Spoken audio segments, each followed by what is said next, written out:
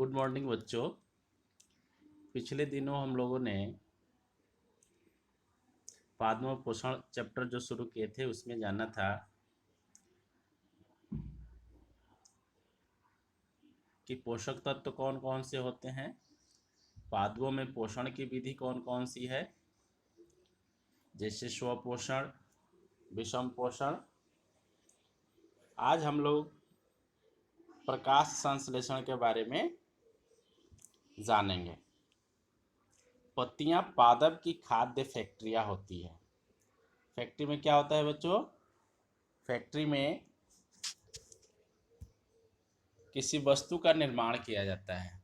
इसी तरह से पादपों में, पौधों में, पत्तियों में भोजन का निर्माण किया जाता है। अतः सभी कच्चे पदार्थ पत्तियों तक पहुंचने चाहिए, क्योंकि किसी भी चीज़ के को बनाने के लिए कच्चे पदार्थ जरूरी होते हैं। तो इसके लिए मृदा में उपस्थित जल एवं खनिज जड़ के द्वारा अवशोषित किए जाते हैं तथा तने के माध्यम से पत्तियों तक पहुंचाए जाते हैं। पत्ती की सतह पर उपस्थित सूक्ष्म रंध्रों द्वारा वायु में उपस्थित कार्बन डाइऑक्साइड प्रवेश करती है। यह रंध्र कोशिकाओं द्वारा घिरे होते हैं। ऐसे छिद्रों को रंध्र कहते हैं। जल एवं खनिज वाहिकाओं द्वारा पत्तियों तक पहुंचाए जाते हैं। ये वाहिकाएं नली के समान होती है तथा जड़, तना, शाखाओं एवं पत्तियों तक फैली होती है। पोषकों को पत्तियों तक पहुंचाने के लिए ये वाहिकाएं एक सतत मार्ग बनाती है। पादपों में पदार्थों के परिवहन के विषय में आप अध्याय 11 में पढ़ेंगे। पत्तियों में एक हरा वर्णक होता है जिसे क्लोरोफिल कहते हैं। क्लोरोफिल सूर्य के प्रकाश, सौर प्रकाश की ऊर्जा का संग्रहण करने में पत्ती की सहायता करता है। इस ऊर्जा का उपयोग जल एवं कार्बन डाइऑक्साइड से खाद्य संश्लेषण में होता है। क्योंकि खाद्य संश्लेषण सूर्य के प्रकाश की उपस्थिति में होता है, इसलिए इसे प्रकाश संश्लेषण कहते हैं। अतः हमने देखा कि क्लोरोफिल, सूर्य का प्रकाश, कार्बन डाइऑक्साइड एवं जल प्रकाश संश्लेषण के लिए आवश्यक है। प्रकाश संश्लेषण के लिए क्या क्या आवश्यक है? तो सूर्य का प्रकाश, क्लोरोफिल, कार्बन डाइऑक्साइड एवं जल। इस पृथ्वी पर यह एक अद्वितीय प्रक्रम है। पत्तियों द्वारा सौर ऊर्जा संग्रहित की जाती है तथा पादप में खाद्य के रूप में संचित हो जाती है। अतः सभी जीवों के लिए सूर्य ऊर्जा का चरम स्रोत है। क्या आप कल्पना कर सकते हैं कि प्रकाश संश्लेषण नहीं होगा तो क्या होगा? प्रकाश संश्लेषण न होने की स्थिति में खाद्य उपलब्ध नहीं होगा, भोजन उपलब्ध नहीं होगा, किसी भी जीव के लिए भोजन उपलब्ध नहीं होगा। सभी जीवों का अस्तित्व प्रत्यक्ष अथवा परोक्ष रूप से पदार्थों द्वारा निर्मित, पादपों द्वारा निर्मित भोजन पर निर्भर करता है। इसके अतिरिक्त सभी जीवों के लिए परमावश्यक है ऑक्सीजन भी प्रकाश संश्लेषण के दौरान निर्मित होता है। प्रकाश संश्लेषण की अनुपस्थिति में पृथ्वी पर जीवन की कल्पना असंभव है।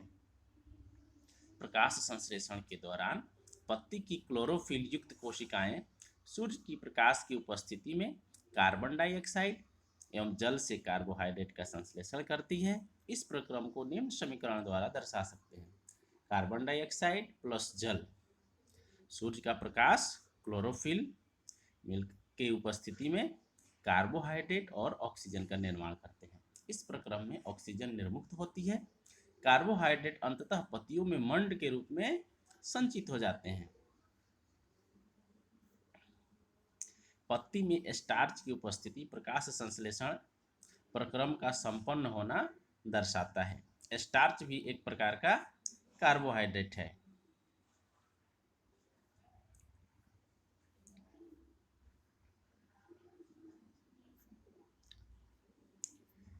इसके अलावा हम थोड़ा सा कोशिका के बारे में देख लेते हैं। कोशिकाएं, चित्र 1.1 कोशिका का आरेख चित्र है। इसको आप अपने कॉपी में ड्रॉ कर लेंगे, बना लेंगे। देखिए, जिस तरह से हमारा घर, हमारा भवन या कोई भी इमारत ईंटों से बनी होती है, उसी प्रकार सजीवों का शरीर सूक्ष्म इकाइयों से बना होता है, जिन्हें कोशिका कहते हैं। कोशिकाओं को सूक्ष्मदर्शी द्वारा देखा जा सकता है। कुछ जीव मात्र एक कोशिका के बने होते हैं। कोशिका एक पतली बाह्य संरचना द्वारा घिरी होती है, इसे कोशिका झिल्ली कहते हैं। इसमें केंद्र में उपस्थित एक सुस्पष्ट संरचना होती है जो केंद्रक कहलाती है। केंद्रक चारों ओर से जेली के समान एक पदार्थ से घिरा होता है, जिसे क्या कहते हैं? कोशिका द्रव्य कहते हैं। इस तरह से कोशिका के बारे में थोड़ी सी जानकारी और विशेष आप अगली कक्षा में पढ़ेंगे, ठीक है। इसमें कुछ और चित्र दिए हुए हैं। चित्र 1.2 क्लोरोफिल युक्त कोशिकाएं दर्शाते हुए किसी पत्ती का काट चित्र। इस चित्र को भी आप ड्रॉ कर लेंगे। इसमें जो है पत्ती है, पत्ती के अंदर रंध्र है और रंध्र के आसपास आप देख रहे हैं कि क्लोरोफिल की कोशिकाएं उपस्थित है। नीचे एक और चित्र दिया हुआ है जिसमें यह दर्शाया गया है कि प्रकाश संश्लेषण की व्यवस्था किस तरह से होती है।